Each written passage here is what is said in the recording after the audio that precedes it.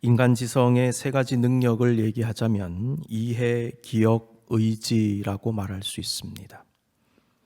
영생의 삶이란 주 예수 그리스도를 믿고 성령님을 모신 성도들이 주님을 이해하고 알아가는 것이지요.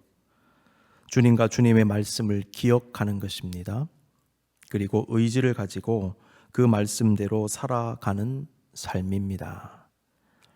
하나님과의 영적 교통을 누리며 살아가는 영성의 삶에 있어서도 기억이 굉장히 중요합니다.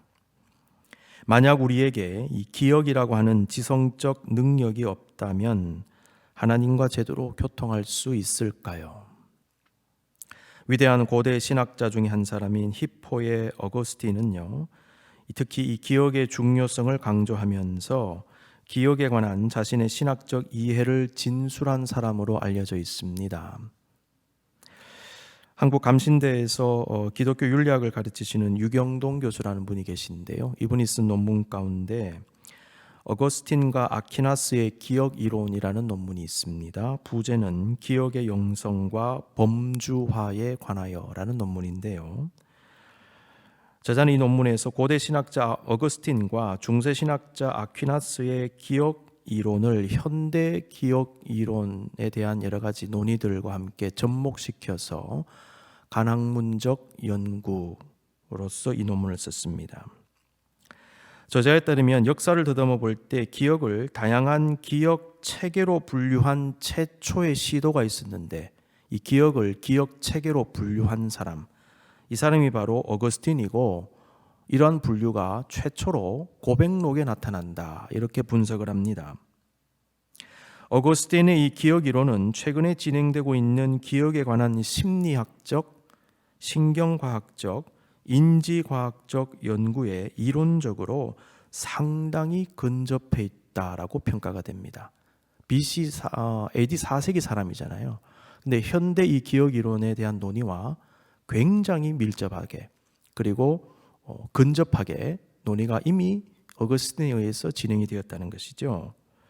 사실 어거스틴은 기억 체계를 학문적으로 구성하려는 의도를 가진 것은 아닙니다. 그럼에도 그는 자신이 기억하고 있는 내용에 대한 내적 이 성찰을 바탕으로 기억을 구분을 한 거예요.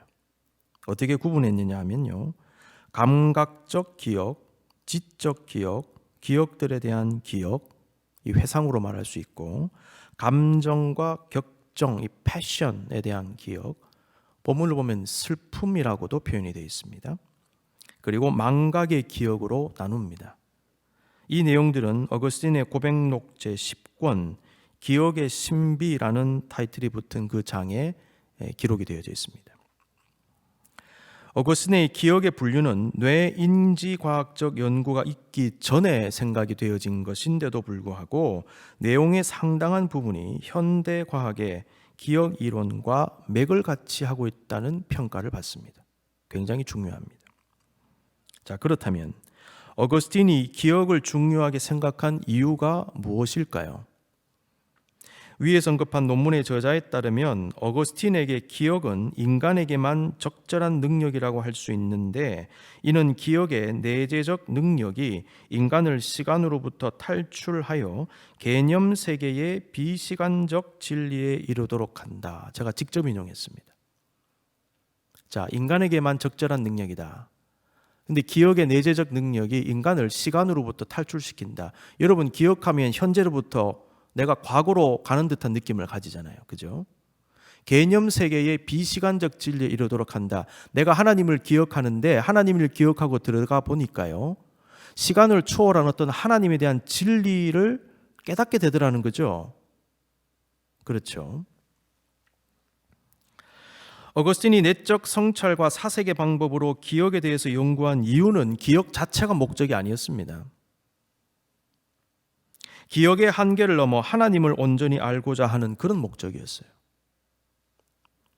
어거스틴은 다음과 같이 말했습니다. 나의 참 생명이 되신 나의 하나님, 그러면 내가 무엇을 해야 합니까? 나는 기억이라고 일컫는 이 힘을 초월하고자 합니다. 나는 이 기억을 초월하여 사랑스러운 빛이 되신 당신에게 다다르고자 합니다.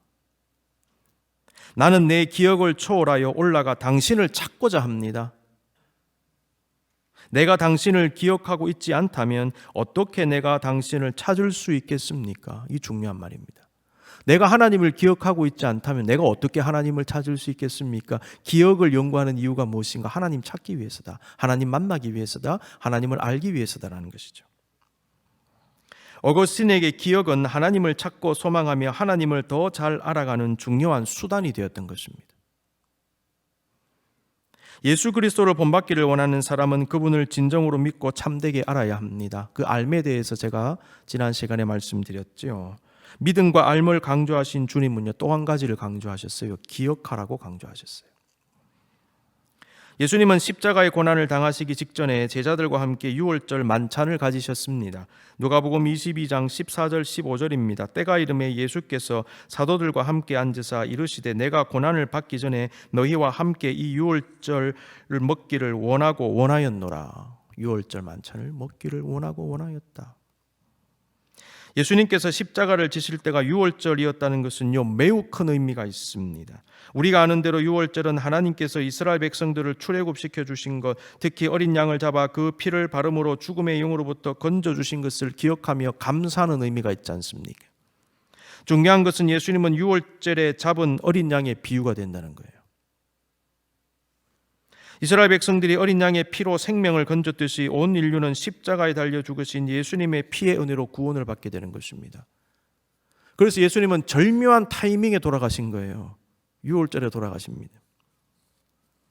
예수님은 돌아가시기 직전에 유월절 만찬을 가지심으로 구약의 유월절의 의미뿐만 아니라 구원을 위해 희생당하는 어린 양으로서 십자가에서 죽게 되는 자신의 죽음의 의미를 기억하고 되새기게 하셨습니다. 구약의 유월절도 되새기게 하실 뿐더러 그것의 궁극적인 목적, 궁극적인 의미가 되는 예수님의 죽음을 묵상하게 하신 것입니다. 유월절의 어린 양은 예수님을 표상하지 않습니까? 그런데 우리가 잊어서는 안 되는 것은 예수님은 자신을 기억하라고 명령하셨다는 것이지요. 하나님은 신명기 16장에서 유월절을 지켜 행하라고 명령하시면서 평생에 항상 출애굽한 날을 기억하라고 말씀하셨습니다. 신명기 16장 1절에서 3절입니다. 아비벌을 지켜 내 하나님 여호와께 유월절을 행하라. 이는 아비벌에 내 하나님 여호와께서 밤에 너를 애굽에서 인도하여 내셨습니다. 여호와께서 자기의 이름을 두시려고 택하신 곳에서 소와 양으로 내 하나님 여호와께 유월절 제사를 드리되 유교병을 그것과 함께 먹지 말고 이래 동안은 무교병 곧 고난의 떡을 그것과 함께 먹으라. 이는 내가 애굽 땅에서 급히 나왔음이니 이같이 행하여 내 평생에 항상 내가 애굽 땅에서 나온 날을 기억할 것이니라. 기억입니다. 이와 마찬가지로 예수님도 성만찬을 행함으로 자신을 기억하라고 명령하신 것입니다. 누가복음 22장 19절 또 떡을 가져 감사기도 하시고 떼어 그들에게 주시며 이르시되 이것은 너희를 위하여 주는 내 몸이라. 너희가 이를 행하여 나를 기념하라 그랬죠. 기념하라라고 번역된 말의 원문을 보면 아남네시스라는 단어인데 이것은요, 기억하라는 것입니다. 예수님은 우리에게 자신을 믿고 알기를 원하셨고 그와 함께 자신의 삶을, 자신의 말씀을, 자신의 고난과 죽음과 부활을, 예수님에 대한 모든 것을 기억하라고 하셨습니다. 특히 주님은 성만찬을 통하여 기억하라고 하셨습니다. 예수님은 성만찬을 기억의 매개체로 사용하고 계십니다. 성만찬에서 사용되는 떡과 잔은 예수님의 몸과 피를 상징하는 것으로서 성만찬은 보이는 말씀이라고 일컬어지기도 합니다. 하나님 말씀은 세 가지로 나누어 볼 수 있겠습니다. 첫째, 기록된 말씀인 성경. 둘째, 선포된 말씀인 설교. 세 번째, 보이는 말씀인 성만찬입니다. 성만찬이 보이는 말씀인 이유는 성만찬에서의 떡과 잔은 예수 그리스도를 나타내기 때문입니다. 예수님은 그런데 하나님 말씀 그 자체잖아요. 하나님 말씀 자체이신 예수님을 나타내는 떡과 잔을 보는 순간 우리는 말씀이신 예수님을 보는 것이다. 따라서 말씀을 눈으로 보는 것이다 라는 거예요. 요한복음 1장 14절 말씀이 육신이 되어 우리 가운데 거하심에 우리가 그의 영광을 보니 아버지의 독생자의 영광이요 은혜와 진리가 충만하더라. 말씀이 육신이 되어, 말씀과 예수님을 동일시하고 있죠. 육신이 되어, 성육신. 예수님은 성육신하신 하나님이시며 하나님의 말씀 그 자체가 됩니다. 우리는 말씀이신 예수님의 몸과 피를 나타내는 떡과 잔을 우리 눈으로 직접 봅니다. 그래서 보이는 말씀입니다. 예수님의 성찬 속에는 예수님의 삶과 고난과 죽음과 부활과 그 모든 것이 다 들어있기 때문에 더 이상의 설명이 필요 없을 정도로 성찬 그 자체가 메시지 그 자체라고 볼 수 있습니다. 받는 순간 그냥 설교가 그냥 막 선포가 되어지는 듯한 느낌을 가집니다. 너무나 흥미로운 것은요, 성만찬은 먹는 것이라는 사실이죠. 예수님은 성만찬을 먹음으로 자신을 기억하게 하셨습니다. 보면서도 기억하지만은 먹음으로 기억하게 하신 것입니다. 이것에는 매우 중요한 의미가 있습니다. 떡과 잔은 예수님의 몸과 피를 의미합니다. 성찬식 때 떡을 먹고 잔을 마시는 것은 예수님과 우리가 하나가 됨을 의미합니다. 그렇죠. 우리 몸에 흡수하잖아요. 그런데 예수님은 말씀 그 자체이기 때문에 어떻게 보면 우리는 성찬의 자리에서 말씀을 먹는다고도 생각해 볼 수 있겠어요. 그런데 흥미롭게도 성경에는 말씀은 우리가 들어야 하는 어떤 것으로도 기록하지만은 말씀을 먹는 개념으로도 나타내고 있습니다. 하나님은 신명기 8장 3절에서 광야길을 가던 이스라엘 백성들에게 만나를 주신 이유를 설명하시면서 다음과 같이 말씀하셨습니다. 신명기 8장 3절 너를 낮추시며 너를 줄이게 하시며 또 너도 알지 못하며 내 조상들도 알지 못하던 만나를 내게 먹이신 것은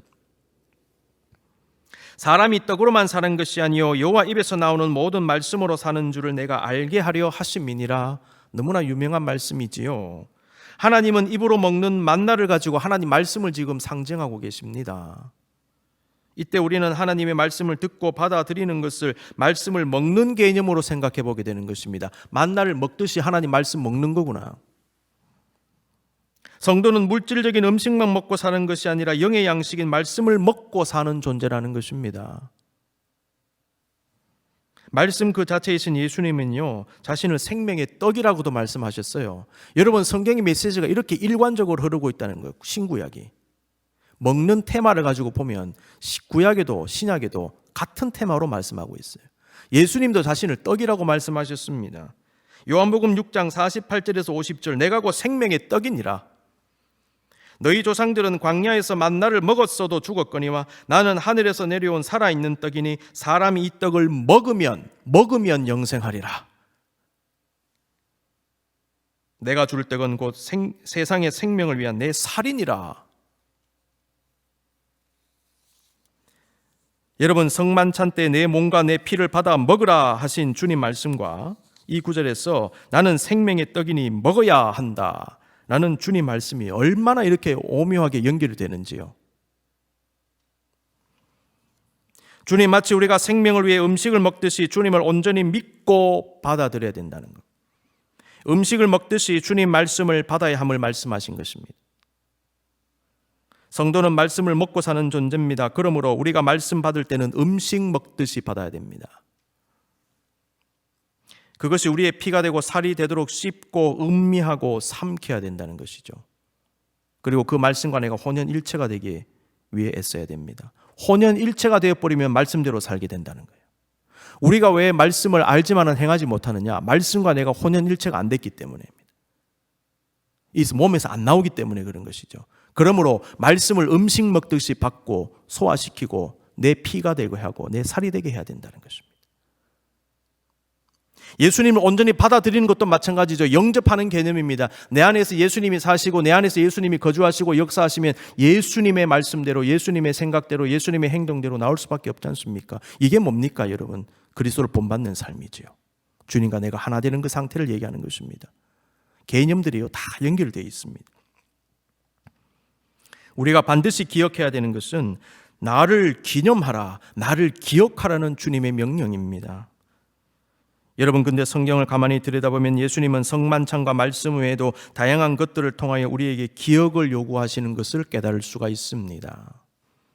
예를 들면 요한복음 21장을 보시면 부활 후에 제자들을 찾아가신 주님은 밤새도록 물고기를 잡으려고 했지만은 한 마리도 잡지 못하고 낙심한 그들에게 숯불에 구운 생선과 떡으로 아침을 차려주셨지요. 구운 생선과 떡은 그들에게 예수님에 대한 기억의 매개체가 된 것입니다. 예수님은 제자들로 하여금 지난날 예수님과의 3년 동안의 삶을 기억하게 하신 거예요. 예수님은 부활하신 후에 바로 승천하시지 않고 일정 기간 제자들에게 나타나셨습니다. 왜 그랬을까요? 우선적으로 부활을 증거하시기 위해서였습니다. 그와 함께 기억하게 하심이 아닐까요? 제자들은 십자가에서 돌아가시기 전에 예수님과 그분의 사역과 희생과 헌신과 함께 자신들에게 쏟아주신 사랑을 기억했어야 합니다. 예수님께서 제자들에게 행하신 모든 말씀과 행동들은 제자들이 기억해야 할 것들이었습니다. 기억하라, 기억하라. 옛 추억을 되살려 주시는 거죠. 아울러 제자들은 부활하신 예수님도 기억해야 했습니다. 부활하신 주님에 대한 기억은 그들의 열정과 기쁨으로 복음을 전하게 했을 것입니다. 내가 예수님을 봤다 말이죠. 내가 부활하신 예수님을 봤다. 그분이 사망 권세 이기셨다. 여러분, 이게 강력한 복음 전파의 동기부여가 되지 않았을까요? 그래서 보여주신 것입니다. 부활하신 주님에 대한 기억입니다. 예수 그리스도를 구주로 믿는 우리에게도 주님은 다양한 기억의 매개체를 주십니다. 그 기억의 매개체는 주님의 존재와 임재에 대한 의식을 갖게 해요.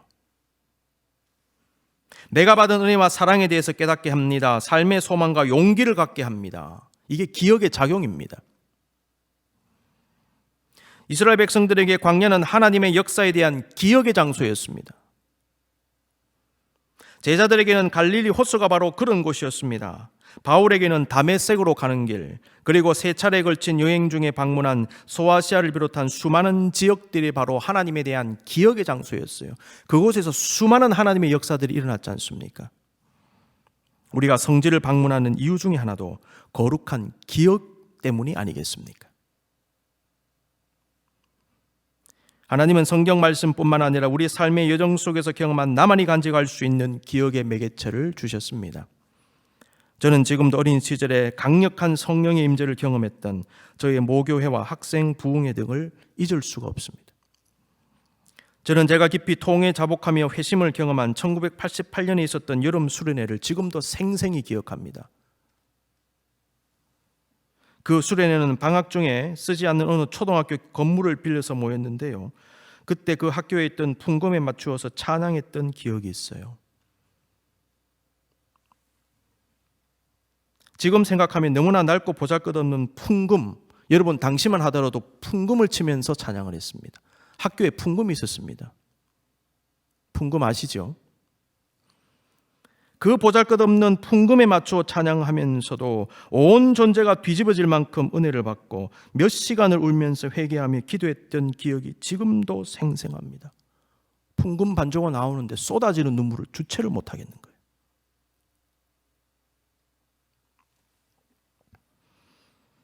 저에게 그 모든 것이 나를 만나시고 은혜를 주신 주님에 대한 기억의 매개체입니다.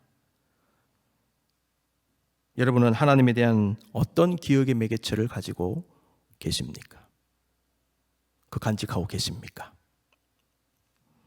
자, 그렇다면 그리스도를 기억하는 것의 구체적인 유익과 의미는 무엇일까요? 첫째로, 그리스도를 기억하는 것은 주님을 향한 믿음과 알물 더 깊이 되새기게 합니다. 우리가 은혜의 순간을 기억해야 되는 이유는요, 그때가 있었기 때문에 지금이 있고 그때 받은 은혜 때문에 지금의 내가 있기 때문입니다. 나는 몰랐지만 하나님은 그때 이미 나를 붙잡고 돕고 인도하고 계셨습니다. 그때 나를 도우신 분은 지금도 나를 도와주십니다.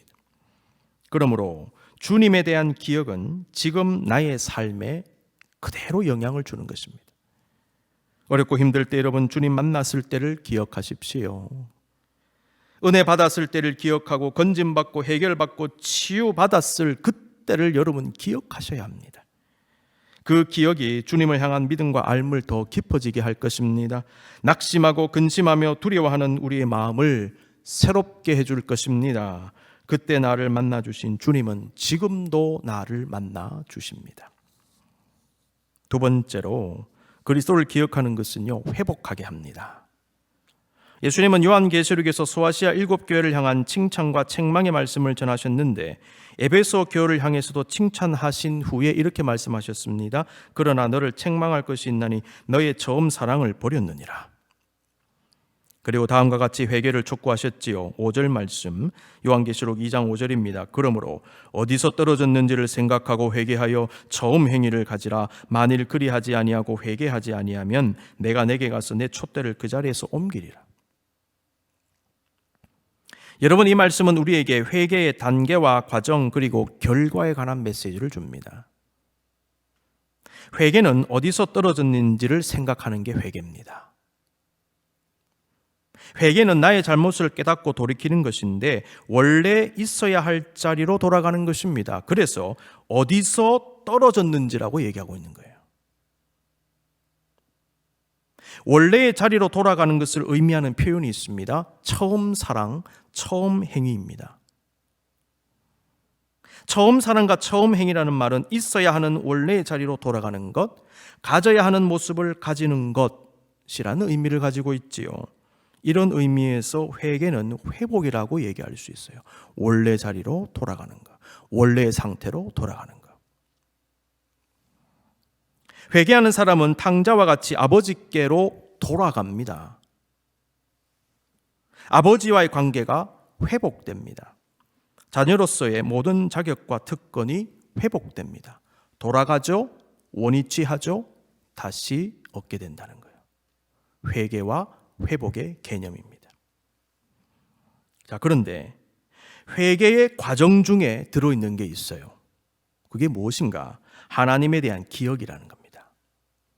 은혜와 사랑의 기억, 그리고 신실한 믿음의 기억입니다. 여러분 생각해 보십시오. 회개한 탕자는요, 아버지와 자신의 집에 대한 기억을 간직하고 있었을 거예요. 회개하는 사람은 주님의 은혜와 사랑을 기억함으로 잃어버린 주님을 향한 처음 사랑을 회복합니다. 그 안에 기억이 작동하고 있습니다. 다윗의 회개와 회복 속에는 지난 세월 자신의 고난 중에 함께 하셨던 하나님에 대한 기억의 회복이 있었을 것입니다. 여러분 시편을 읽어보십시오. 다윗이 그렇게 많은 시편을 쓰면서 하나님을 찬양한 것은 자신에게 너무나도 친밀하게 역사하신 하나님의 기억 때문입니다. 하나님에 대한 기억의 바탕을 두고 하나님을 찬양하는 것이지, 그 기억이 없는데 어떻게 하나님을 찬양합니까? 하나님 이렇게 도와주셨고, 나에게 바위가 되셨고, 나에게 안식처가 되셨고, 수많은 삶의 경험들, 그 기억의 바탕을 두고 하나님을 찬양하는 거죠. 주님을 배신했던 베드로의 회복 속에는 주님에 대한 기억의 회복이 있었음을 잊어서는 안 되는 것입니다. 떡을 먹으면서, 생선을 먹으면서 주님을 기억하는 거예요. 만약 우리가 회복을 원한다면 우리에게 요구되는 한 가지는 바로 기억의 회복일 것입니다. 하나님과의 관계 회복, 믿음의 회복, 열정의 회복, 사랑의 회복을 원하십니까? 그렇다면 주님에 대한 기억, 은혜의 기억, 하나님의 역사의 기억을 회복하게 해 주시옵소서라고 기도하십시오. 사랑과의 관계 회복을 원하십니까? 그 사람과의 좋은 기억을 한번 회복해 보십시오. 잘못된 기억 버리고 좋은 기억 회복해 보십시오. 관계가 회복될 것입니다. 삶의 보람과 기쁨의 회복, 낙심하고 절망하고 우울하고 방황하는 나 자신의 회복을 바란다면 좋은 기억, 사랑받은 기억, 열정을 가지고 기쁘고 행복하게 전진했던 삶의 순간에 대한 기억을 회복할 필요가 있어요.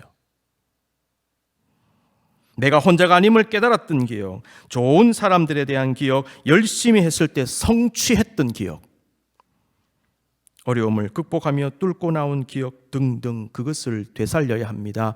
기억은 회복하게 합니다. 우리의 구원자이시고 진정한 위로자이시고 힘과 능력이 되시는 주 예수 그리스도에 대한 기억은 우리를 진정한 회복으로 인도할 것입니다. 마지막 이어서 세 번째입니다.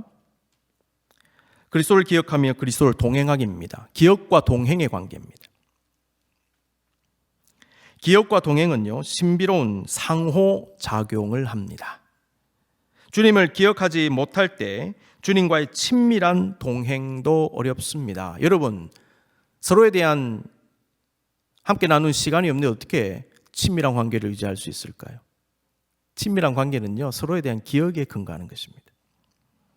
마가복음 6장은 오병이어의 기적 이후에 예수님께서 갈릴리 호수 위를 걸으신 기적을 연이어 기록하고 있지요. 예수님은 제자들을 먼저 보내셔서 배를 타고 갈릴리 호수를 건너게 하셨습니다. 혼자서 사람들을 다 보내시고요. 기도하러 혼자 산으로 가셨다가 밤에 호수 위를 건너고 있는 제자들을 물 위를 걸어서 찾아가셨습니다. 그때 제자들은 예수님을 알아보지 못하고 유령으로 알고 놀라서 소리를 지릅니다. 패닉 상태에 빠집니다. 성경은 제자들이 놀란 모습에 대해서 다음과 같이 평가합니다. 마가복음 6장 52절, 이는 그들이 그 떡 떼시던 일을 깨닫지 못하고 도리어 그 마음이 둔하여졌음이라. 이 말씀은 제자들이 놀란 이유는 예수님을 향한 믿음과 확신이 부족했기 때문이라고 분석을 합니다. 제자들은 예수님께서 물 위를 걸으실 수 있는 분임을 생각하지 못했다는 것이죠. 어떤 유령 같은 존재가 다가온다라고 생각했습니다. 제자들의 놀람은 예수님께서 배에 오르시고 바람이 그칠 때까지 계속되었어요. 마가는 제자들의 믿음 없음의 문제와 기억하지 못함의 문제를 연결합니다. 믿음 없음의 문제, 기억하지 못함의 문제. 그 떡 떼시던 일을 깨닫지 못하고 그랬습니다. 그 떡 떼시던 일이란 예수님께서 오병이어로 남자만 5,000명을 먹이신 기적입니다. 깨닫지 못하고라는 말은요, 예수님께서 그러한 기적을 일으키실 만큼 대단한 분이다. 다시 말하면 메시아다. 주님이 메시아다. 예수님이 메시아다. 그걸 깨닫지 못했다는 것입니다. 본문은 제자들의 마음이 둔하여졌음이라 라고 기록하지요. 이때 둔하여졌다는 표현의 원어를 보면 마음이 완고하다는 표현입니다. 완악하다. 그런데 우리는 이 구절에서 예수님을 기억하는 것과 관련된 매우 중요한 메시지를 깨달을 수 있습니다. 예수님을 기억하는 것은 그분을 참되게 믿고 참되게 아는 것을 의미합니다. 위에서 언급했듯이 기억은 믿음과 알물 깊이 되새기게 하는 것입니다. 제자들은 단순히 기적을 기억하지 못했을 뿐만 아니라 예수님을 제대로 믿지 않고 알지 못함으로 또 다른 형태의 기억 상실에 걸린 거예요. 그 증거는 둔하여진 마음입니다. 마음이 완악하면 믿음도 잃고 주님을 알지도 못하고 은혜의 기억도 상실하는 거예요. 그리고 그 결과가 무엇입니까? 예수님을 알아보지 못하고 극도의 두려움을 가지는 것이죠. 믿음이 희미해지고 주님을 알지 못하고 은혜를 기억하지 못하는 사람, 망각한 사람들은 삶 속에서 작은 일에도 두려워하고 근심하면서 불신앙적인 모습을 나타냅니다. 배에 타 있던 제자들의 모습이 바로 그 모습입니다. 이런 의미에서 삶 속에서 주님을 기억하는 것과 주님과 동행하는 것은 매우 밀접한 관계가 있습니다. 주님에 대한 기억은 나와 동행하시는 주님의 임재를 깨닫게 하고, 주님과의 동행은 우리의 기억을 더욱 강화하는 겁니다. 기억은 임재를 깨닫게 하고 임재는 기억을 강화한다 라는 말씀입니다. 이것은 성령 안에서의 깊은 기도를 통하여 경험하게 됩니다. 기도는 우리의 거룩한 기억을 통하여 드려지는 거죠. 여러분, 하나님을 기억하지 못하는 자가 어떻게 기도할 수 있습니까? 거룩한 기억을 통하여 기도는 드려지기 때문에 기도는 우리의 거룩한 기억을 더욱 생생하게 만들어줄 겁니다. 말씀을 깊이 묵상할 때도 마찬가지입니다. 말씀에 대한 묵상은 우리로 하여금 주님께 몰입하게 함으로 주님에 대한 기억을 강화할 것입니다. 그 상태에서 우리와 함께 하시는 성령님은 말씀 등을 통하여 자신의 임재와 동행을 드러내시고 우리는 성령님을 느끼며 생각하며 동행하게 됩니다. 살아계신 주님은 기억하게 하십니다. 우리는 기억을 통하여 주님의 현존을 느끼는 것입니다. 이 둘이 상호작용을 하면서 우리의 영성을 강화합니다. 네 번째입니다. 이제 정말 마지막입니다. 그리스도에 대한 기억은요, 그리스도처럼 행동하게 합니다. 예수님께서 친히 제자들의 발을 씻어주신 것은요, 예수님께서 본을 보여서 그들도 다른 사람의 발을 씻어주게 하기 위해서였습니다. 그런데 이건 역시 어떤 측면에서는 기억을 위한 것이 아닐까요? 예수님은 제자들이 세족을 직접 몸으로 경험하게 하심으로 온 몸으로 세족을 경험하게 하시고 기억하게 하신 것입니다. 그 기억을 바탕으로 남을 섬기게 하신 것입니다. 우리가 주님을 인격적으로 만나고 하나님을 체험해야 되는 이유 중에 하나가 바로 이것입니다. 내가 체험하지 못했는데, 내가 주님을 기억하지 못하는데 어떻게 내가 자신 있게 주님을 증거할 수 있습니까? 내가 은혜를 받지 못했는데, 은혜에 대한 체험이 없는데 어떻게 남에게 은혜를 받아야 됩니다라고 말할 수 있을까요? 말이 안 되죠. 어떻게 주님처럼 행동할 수 있습니까? 주님에 대한 기억을 가지고 행동하는 것입니다. 은혜에 대한 기억을 가지고 행동하는 것입니다. 주님을 진정으로 만난 사람은 우리 내면에 주님에 대한 기억이 생깁니다. 제자들과 바울은 주님을 만난 기억을 가지고, 주님의 마음을 가지고 주님처럼 말하고 주님처럼 살기 위해 애썼습니다. 부활하신 주님에 대한 그 기억이요, 죽음을 두려워하지 않게 한 거예요. 사망권세이신 예수님처럼 나도 일어나리라, 나도 영생 얻으리라, 나도 생명을 얻으리라. 그것이 여러분 순교의 자리에서 두려워 떨지 않게 했던 것입니다. 이게 기억의 파워입니다. 너희를 사랑한 것 같이, 내가 너희를 사랑한 것 같이 너희도 서로 사랑하라. 너희들이 나의 사랑을 받은 기억이 있지 않느냐, 그 기억을 가지고 너희도 사랑하라. 그 말씀입니다. 사랑하는 성도 여러분, 주님은 우리에게 나를 기념하라, 나를 기억하라고 하십니다.